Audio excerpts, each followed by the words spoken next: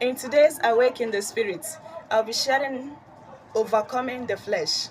For you to overcome, you must first of all know your enemy. Know your enemy's weak point so that when you strike, you'll be able to overcome. The enemy we are talking about is the enemy that lives within, not outside. Who or what is this enemy? That is the flesh. What is this flesh? The flesh is the greatest weapon of the devil. The flesh is a nature of living, thinking, actions that oppose the ways of God.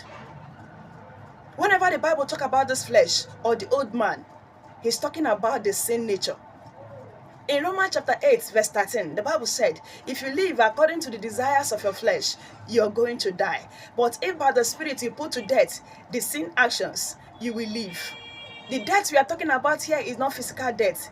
It's spiritual death. That time that you no longer pick anything spiritual. You will die spiritually. What the Spirit wants oppose what the flesh wants. According to the word of God in Galatians chapter 5, verse 17. Two of them oppose each other. If you feed the desires of this flesh, your spiritual life dies.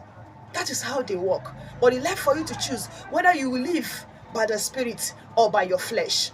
In Deuteronomy chapter 30, verse 19, the Bible said, I set before you life and death, blessing and curse. Therefore, choose life. He can only advise you to choose life, but he cannot mandate you to choose life. It's left for you and I to choose the one that will rule over us. Flesh is a stronghold in our mind that is fortified by spirit demons. This is when you continue to pay attention to your flesh, feed your flesh with what it wants. You find out that the spirit in charge will possess you. That is when you hear that deliverance minister deliver somebody from spirit of anger, spirit of lust, and all that.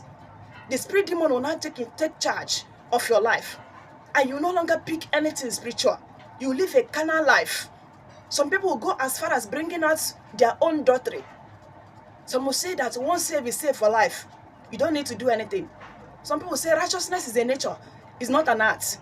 Some people go as far as saying God will accept us as we are. Of course, God accepts us as we are. But God can use you as you are. In this stage, you find out that you begin to struggle with your life. You come out today, you confess your sin. 1, 2, 3 months, you go back. You fall back to the same sin. You begin to struggle. Even St. Paul in Romans chapter 7, verse 16 and 17, he said, the things I don't want to do, I see myself doing it. You begin to struggle with your life. That is flesh. Flesh.